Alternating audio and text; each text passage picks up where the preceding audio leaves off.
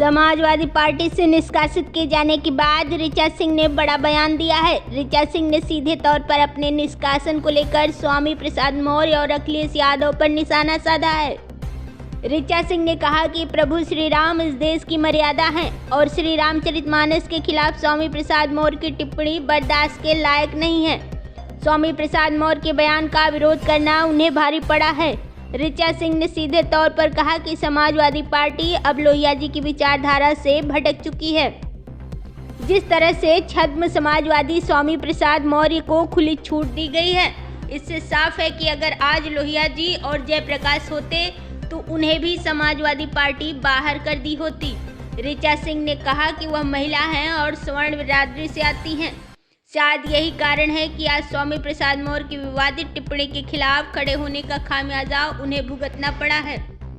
ऋचा सिंह ने यह भी आरोप लगाया है कि उन्हें सपा के कुछ नेताओं द्वारा लगातार सोशल मीडिया के जरिए धमकियां दी जा रही हैं। इस पर अखिलेश यादव को संज्ञान लेना चाहिए।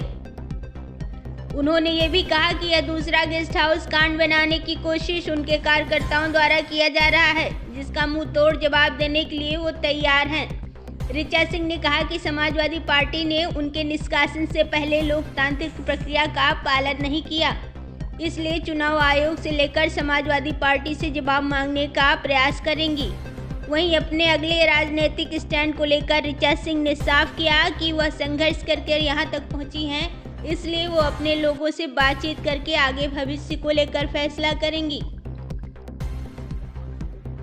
दोनों अपर कास्ट से आती है, क्या समाजवादी पार्टी अपर कास्ट से किनारा कर? देखिए, इसका जवाब तो मुझे लगता है कि जो है समाजवादी पार्टी के राष्ट्रीय अध्यक्ष जी से मांगा जाना चाहिए, लेकिन मेरी जहां तक समझ ये कहती है कि लोकतंत्र में आप जनता के बीच में जब चुनाव के दौरान जाते हैं तो आपको हर तबके का वोट चाहिए होता है, और किसी भी राजनीतिक दल की सबसे बड़ी सफलता यही होती है कि वो प्रत्येक वर्ग के लिए संघर्ष करने में और प्रत्येक वर्ग को बिना किसी भेदभाव को के जोड़ने में अगर सफल हो पाती है तो वो कहीं ना कहीं जनता की पहली प्रायोरिटी बन जाती है। लेकिन अगर ऐसे में कोई भी पार्टी अगर ये कहे कि मुझे विशेष जाति वर्ग का वोट नहीं चाहिए या मुझे विशेष जाति वर्ग का समर्थन नहीं चाहिए, तो इसका मतलब है कि वो देश की लोकतांत्रिक आत्मा को मार देना चाहते हैं, जो किसी के साथ किसी तरीके का भेदभाव नहीं करती है। अपने उद्देश्यों और मकसदों से भटक रही है। अब आप इसका जो है ये तो स्पष्ट उदाहरण है कि समाजवादी पार्टी जो कि लोहिया जी की बात करती है, समाजवाद की बात करती है, आज जाति के भेदभाव के आधार पर मेरा निष्कासन कर दिया गया है।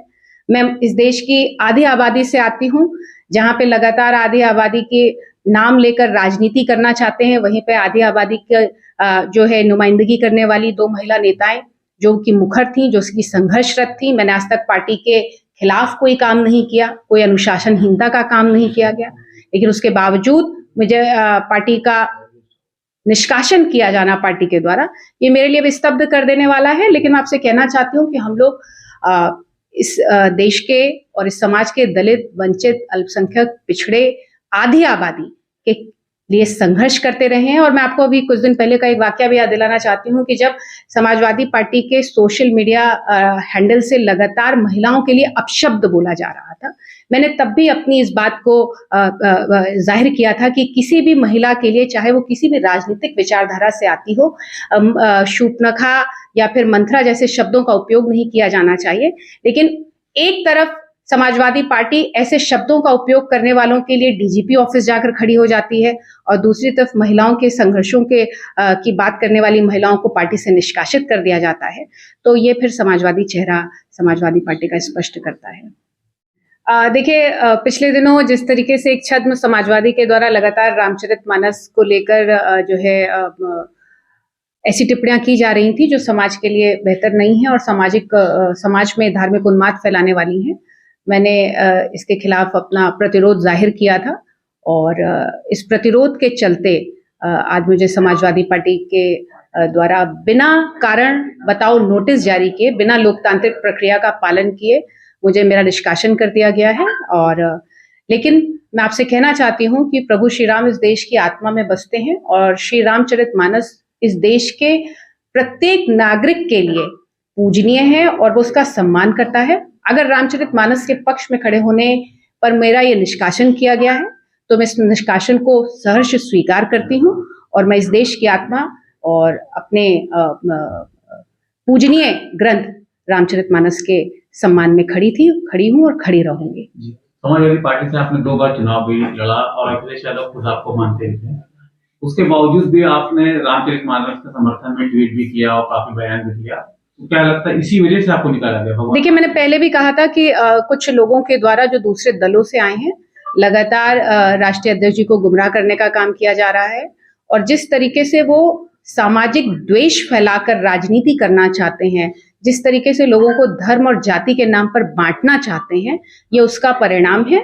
और हम लोग समाजवादी लोग हैं। लोहिया जी यह कहा करते थे कि समाजवाद का तात्पर्य है कि दलित, वंचित, शोषित, आधी आबादी और सबके साथ समान व्यवहार किया जाए। और आज अगर लोहिया जी होते तो समाजवादी पार्टी शायद उन्हें भी बाहर का रास्ता दिखा देती। लेकिन मैं आपसे स्पष्ट कहना चाहती हूँ कि समाजवादी पार्टी का मतलब समाजवादी विचारधारा नहीं है। समाजवादी विचारधारा लोहिया जी के संघर्षों से प्रेरित होती है, जयप्रकाश नारायण के जो है संघर्षों से प्रेरित होती है और हम समाजवादी विचारधारा को मानने वाले लोग हैं। हम समाजवाद के रास्ते पे आगे बढ़ते रहेंगे।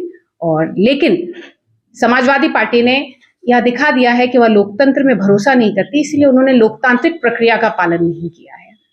दोनों लिए संघर्ष करते रहे हैं। और मैं आपको अभी कुछ दिन पहले का एक वाकया भी याद दिलाना चाहती हूँ कि जब समाजवादी पार्टी के सोशल मीडिया हैंडल से लगातार महिलाओं के लिए अपशब्द बोला जा रहा था, मैंने तब भी अपनी इस बात को जाहिर किया था कि किसी भी महिला के लिए, चाहे वो किसी भी राजनीतिक विचारधारा से आती हो, शूर्पणखा या फिर मंथरा जैसे शब्दों का उपयोग नहीं किया जाना चाहिए।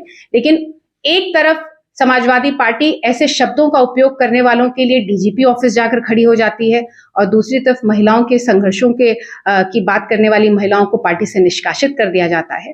तो ये फिर समाजवादी चेहरा समाजवादी पार्टी का स्पष्ट करता है। अभी आपने गेस्ट हाउस कांड की चर्चा किया, क्या ऐसी कोई आशंका है क्या? देखिए, मैं स्पष्ट रूप से कहना चाहती हूँ कि गेस्ट हाउस कांड में जिस तरीके का व्यवहार इस देश की पहली दलित मुख्यमंत्री, उत्तर प्रदेश की पहली दलित मुख्यमंत्री बहन कुमारी मायावती जी के साथ किया गया और जिस तरीके से लगातार समाजवादी पार्टी के कुछ तथाकथित नेता लगातार हम लोगों को हैरेस करने की कोशिश कर रहे हैं, तो मेरा माननीय अखिलेश यादव जी से कहना है कि वो अपनी पार्टी के कार्यकर्ताओं और नेताओं को समझाएं कि महिलाओं के साथ अभद्रता करने से बचे, वरना इसका मुंह तोड़ जवाब दिया जाएगा। अब अगला कदम क्या होगा? फिलहाल मेरा अगला कदम ये होगा कि मैं पार्टी से पहले इस बात का जवाब मांगूंगी और हो सकता है कि मैं चुनाव आयोग में भी इस बात की शिकायत करूं कि पार्टी ने अपने संविधान का पालन नहीं किया और मुझे बिना बताए निष्कासित कर दिया। और साथ ही साथ हम जनता के बीच में जाएंगे, हम इन मुद्दों को लेकर जनता के बीच में जाएंगे और अगर देश की जो आत्मा रामचरितमानस है उसके साथ खड़े होने पर मेरा निष्कासन कर दिया जाता है तो मैं अपने देश की आत्मा के साथ खड़ी हूँ, क्योंकि मैं जब तक जिंदा रहूंगी अपनी आत्मा को नहीं मरने दूंगी।